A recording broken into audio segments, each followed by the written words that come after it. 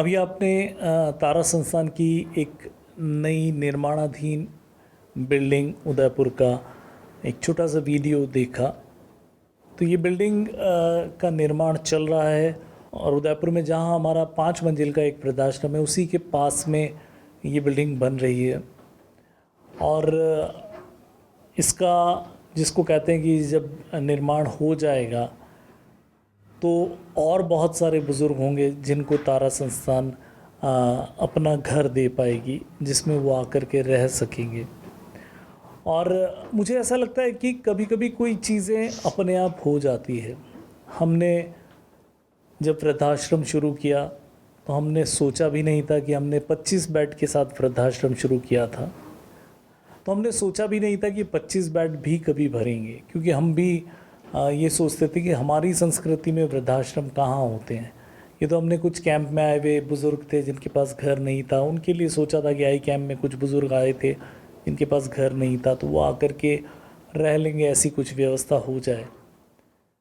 लेकिन 25 से कब 45 बेड हुए और वो भी भर गए। फिर हमें एक बिल्डिंग बनानी पड़ी। बिल्डिंग के बाद में साथ ही साथ ये होता रहा कि प्रयागराज में श्री रविन्द्रनाथ गौड़ानंद वृद्धाश्रम, इस तरह से कुछ कुछ होता चला गया। और हम भी अगर पीछे मुड़ के देखते हैं तो हमें भी समझ नहीं आता कि कैसे होता चला गया, बस होता चला गया ये हमें पता है। लेकिन इस होते चले जाने में मुझे एक लगता है कि कहीं न कहीं ईश्वर चाहता था, इसलिए होता चला गया। क्योंकि मैं सोचूं, कल्पना जी सोचें, आप भी सोचें, कुछ नहीं हो सकता जब तक ऊपर वाला नहीं सोचेगा, कुछ भी नहीं हो सकता। और उनकी चाहत थी, भगवान की इच्छा थी, तो चीज़ें होती चली गई। और ये जो नया भवन है ये भी बनता जा रहा है।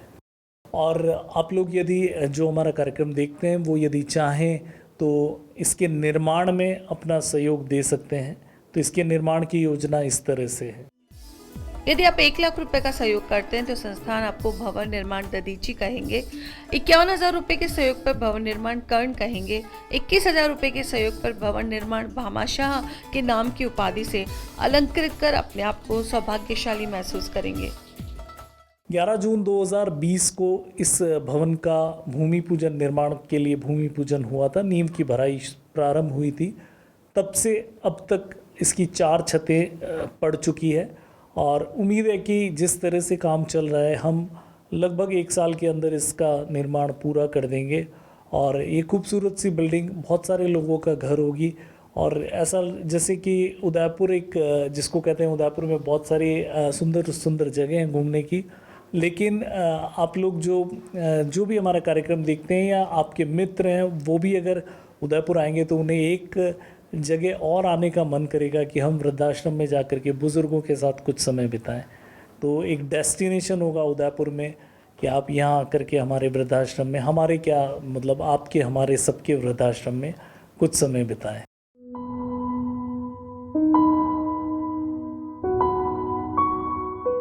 आइए आज मिलते हैं तारा संस्थान द्वारा संचालित आनंद वृद्धाश्रम में आवास कर रही एक आवासीय गोविंद कौर जी से। ये अपने जीवन की बातें हमारे साथ शेयर कर रही हैं। हर इंसान के जीवन में उसकी अपनी सुख दुख भरी यादें होती है। यादों का ये सिलसिला अपने आप में हम सबके जीवन की सच्ची कहानी होती है। कभी कभी हम सोचते हैं कि जीवन का सबसे बड़ा टर्निंग पॉइंट कौन सा होता है। इसको जरा गहराई से सोचे तो लगता है कि जीवन में एक ज़बरदस्त बदलाव तब आता है जब शादी हो जाती है। यही सबसे बड़ा जीवन का मोड़ साबित होता है। कभी कभी तो ये मोड़ अच्छा हो जाता है, जीवन पूरी तरह खुशियों से भर जाता है। तो कभी कभी इसके उलट ये होता है कि इंसान दुख ही दुख सहन करता है। समझौता करते करते आखिरकार वो परेशान होकर एक ठोस कदम उठा लेता है। ये कदम उसे मानसिक शांति की ओर ले जाने का काम करते हैं। नमस्ते आंटी। नमस्ते। आंटी क्या नाम है आपका? मेरा नाम गोविंद कौर।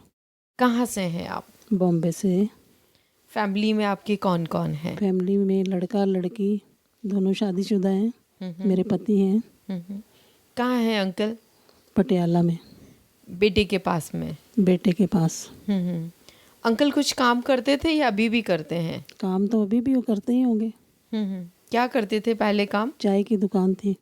ऐसी क्या परिस्थिति बनी कि आपको यहाँ आना पड़ा और ये डिसीजन लेना पड़ा? पहले तो मैं बीए पास, 8वीं फेल। सबसे बड़ी चीज़ नहीं सेटिंग नहीं इतनी बराबर हो सकी। फिर बच्चे हैं, उनको कैसे तैसे करके मायके से भी लेके पाला बड़ा किया, लेकिन उनको इस चीज़ का समझ में नहीं आया। फिर मैं डिप्रेशन में जाती रही, जैसे आज भी हूँ। तो कितना समय मतलब आपने मजबूत होके अपने आप को संभाला, मैंने घर को संभाला? 30-35 साल निकाले ना। तो सबसे बड़ी दिक्कत क्या आती थी आपको? दिक्कत पैसे की आती थी, बच्चों को कैसे करना, क्योंकि मैं भी सर्विस नहीं करती थी। तो अंकल तो पैसा उसका नहीं देते थे? देते क्या, 20 रुपया दिन में कोई दे जाएगा तो उससे गुजारा थोड़ी होता है।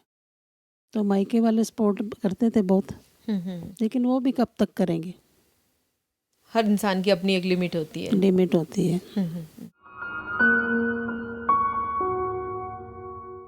मन सबसे ज़्यादा दुखी तब होता है जब कोई अपना अपना न रहे और परायों का सा व्यवहार करे। दिल पर चोट तब लगती है जब एक समय में जिनके लिए आपने सब कुछ न्यौछावर कर दिया और समय आने पर वो आंखें फेर ले, ऐसे बन जाए जैसे आपको जानते ही नहीं है। ऐसा हो जाए तो कैसा लगेगा? कभी कभी तो अवसाद घेर लेता है जो चैन की नींद नहीं सोने देता। यहाँ अभी आपको आए हुए कितना समय हो गया? मेरे को 1.25 साल हो गए। तो 1.25 साल में कुछ चेंजेस आया है आप में? चेंजेस खाली ये है कि अकेली भी मैं रह नहीं पाती हूँ, तो ये लोग साथ में होते हैं, भले नहीं भी उनका दिल करे, कुछ ना कुछ बात हम लोग करते रहते हैं, तो टाइम पास हो जाता है। ना रात को नींद, ना दिन को नींद, बस ऐसे ही जागती रहती हूँ।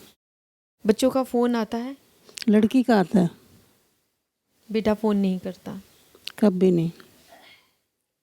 आपने उनको बीमार माने चाहिए ना। आपने कभी फोन किया बेटे को? मैं किस लिए करूँगी? या तो वो करें, अपने पास बुलाएं, फिर तो मैं बात करूं। जब वो रखना ही नहीं चाहते हैं तो फिर किस लिए बात करूं? मैं वहाँ पे पूजा का करती थी ना, बॉम्बे में जी। पाठ करती थी। तो फिर उनके मन में कुछ आने लगा, भाई के मन में, कि इसका उनके साथ जोड़ हो गया तो अभी इसको उधर ही भेजो। अच्छा, तो आप पूजा लोगों के घरों में करने जाते थे, मंदिर घर में में भी करते थे, मंदिर में भी करते थे। अभी तो आंखों की बहुत मुसीबत हो गई ना, इसलिए मैंने छोड़ दिया। तो ऐसे ऑपरेशन पूजा भी पाठ सही नहीं। करके आपने कितना समय तक कैसे मैंने चला? 10 साल किया। और घर चलाया? उधर भी घर में थोड़ी बैठती थी मैं, अच्छा, ऐसे भाई के घर में थी। भाई के घर ही थे? हाँ। तो भाई को ऐसा नहीं लगा कि 10 साल से मेरी बहन मेरे साथ रह रही है और अब मैं इसे भेज रहा हूँ? शायद उसको नहीं इतना कोई वो लगता होगा, लेकिन उसकी वाइफ उसको मजबूर करती होगी ना कि इसको निकाल इधर से।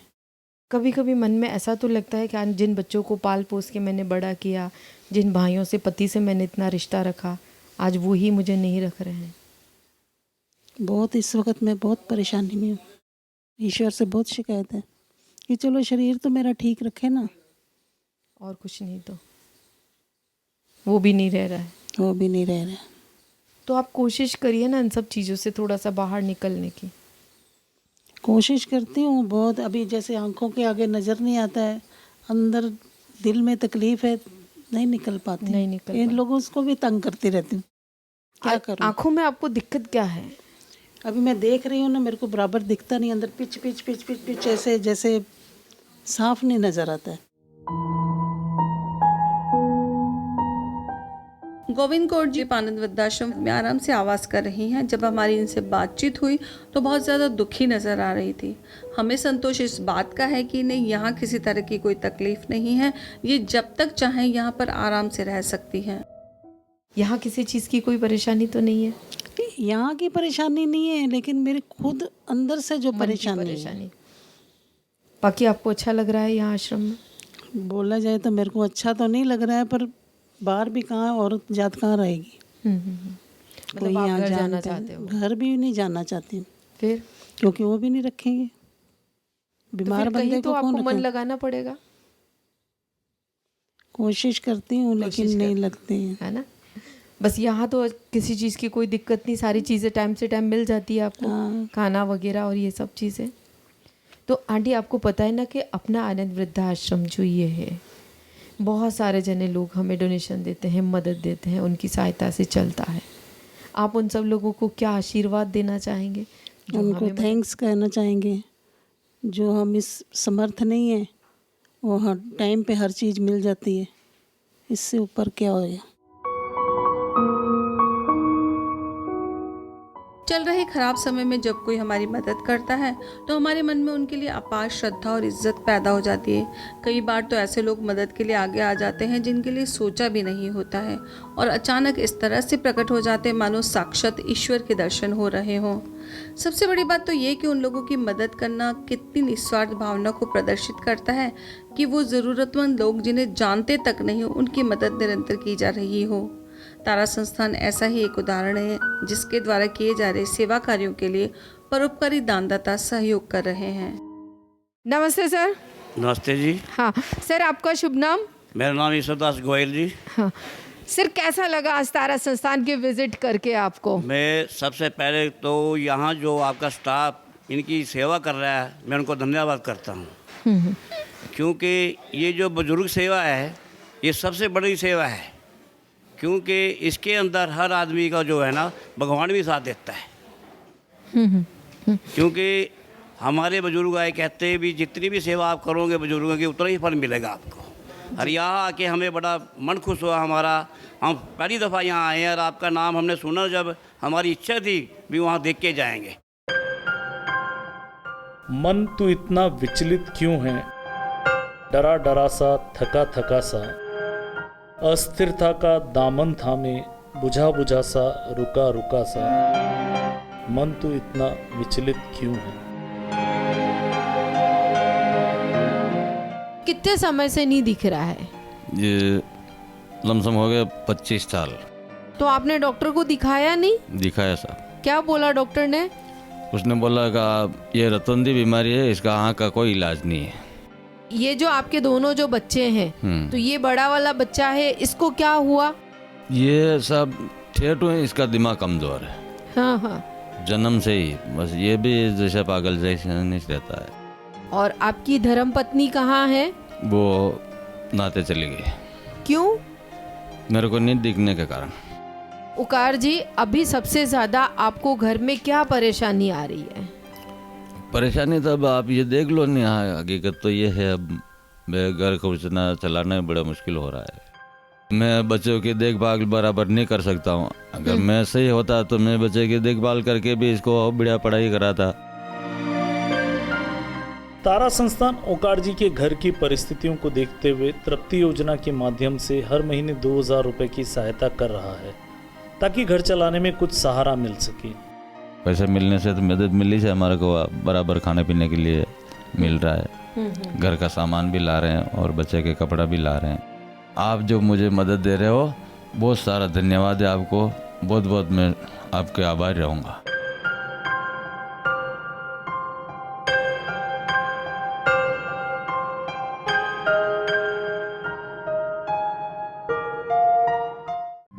तारा संस्थान द्वारा संचालित 5 निःशुल्क आई हॉस्पिटल्स तारा नेत्रालय उदयपुर, दिल्ली, फरीदाबाद, लोनी और मुंबई। मेरा नाम सुरेश कुमार है। मैं हाथीपुर से आया हूँ। मेरा नैन तारा में ऑपरेशन हुआ है, बहुत अच्छा हुआ है, बहुत राहत महसूस हो रही है। कैसा दिख रहा है? बहुत अच्छा दिख रहा है दीदी। आपने जो ऑपरेशन कराया है, हाँ। कोई पैसे तो नहीं दीदी, कोई पैसा नहीं लगा। दवाई के, जांच नहीं दीदी, कोई भी नहीं। तो आप क्या धन्यवाद देना चाहते हो? भाई हम तो क्या गरीबों के लिए अच्छा है दीदी, गरीब को रोशनी मिल रही है और क्या चाहिए। अच्छा है, गरीबों के लिए बहुत भला है। निःशुल्क आंखों की जांच एवं मोतियाबिंद ऑपरेशंस, लेंस सहित रहना, खाना, दवाइयाँ इत्यादि सभी सुविधाएं बिल्कुल मुफ्त। का नाम क्या है? कला देवी। आपको किसने बताया कि नेत्रालय में फ्री में ऑपरेशन? मेरी सहेली है वो। आपके ऑपरेशन का पैसा तो नहीं लगा ना? नहीं बेटा, नहीं लगा। आप सबको क्या धन्यवाद देना चाहते हो? आपको पूरा परिवार सुखी रहे बेटा, आपका हॉस्पिटल सुखी रहे। आधुनिक मशीनों से सुसज्जित नवीनतम तकनीक फेको सर्जरी द्वारा ऑपरेशंस एवं अनुभवी डॉक्टर्स की सेवाएं। क्या नाम है आपका? बोमा। तारा नेत्रालय से ऑपरेशन करवाया आपने परसों? हाँ जी। ऑपरेशन में कोई खर्चा आया हो आपका? कोई खर्चा नहीं आया जी। प्लीज सुविधाएं कैसी लगी है? बहुत बढ़िया सुविधा लगी है साहब, और बहुत बढ़िया के भी। आपको किसने बताया था तारा नेत्रालय के बारे में, कैसे पता चला? इसलिए मेरी लड़की नौकरी करती है उसमें, मैक्रोम में। किसी भी हॉस्पिटल में फ्री आई कैंप का प्रायोजन कर आप भी इस नेक कार्य में हिस्सा लीजिए।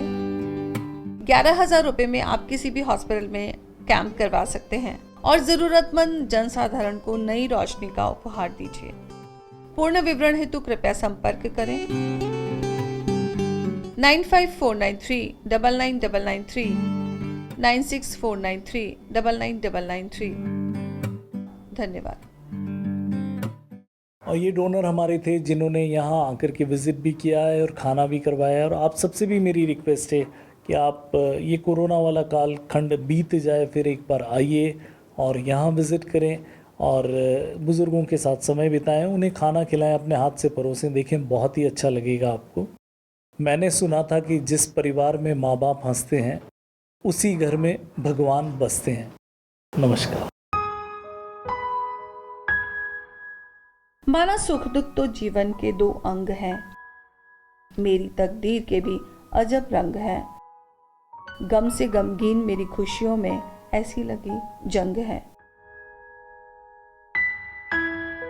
घर में मैं और मेरे 2 बच्चे और मेरे सास ससुर। बच्चे कितने बड़े हैं आपके? एक 2 साल का है और एक 7 साल की गुड़िया है। और आपके हस्बैंड? मेरे हस्बैंड नहीं है, ऑफ हो गए। आप कुछ काम करते हो? मैं कुछ नहीं, थोड़ा बस सिलाई का वगैरह काम करती हूँ। फिर बेटा घर का खर्च कैसे चलता है आपका? परेशानियाँ तो बहुत सारी आती है, बच्चों की पढ़ाई से लेकर बीमारी तक सब परेशानियाँ आती है। और खाने पीने में क्या परेशानी? सब परेशानी आती है, खाने पीने में भी। क्या करें, अब नहीं है तब किसके पास रोज रोज, अपने जिंदगी की पड़ी, रोज रोज किसके पास मांगने जाए। तारा संस्था भाग्यश्री को हर महीने 1,000 रुपए की नकद सहायता दे रही है। वक्त जरूरत के समय कभी कभी एक छोटी सी रकम भी बहुत बड़ी लगने लगती है। इस मदद के वक्त तो इतना ही है कि घर के 1-2 खर्चे पूरे हो जाएं। बच्चों का खर्चा निकल जाता है, मेरे स्कूल जाते हैं स्कूल तो उनका खर्चा निकल जाता है, और मेरे भी कहीं फीस वगैरह भरनी हो तो काम आ जाते हैं। आप जो मुझे मदद दे रहे हो उसके लिए धन्यवाद, और जब तक मेरे बच्चे बड़े नहीं हो तब तक मुझे मदद देते रहना।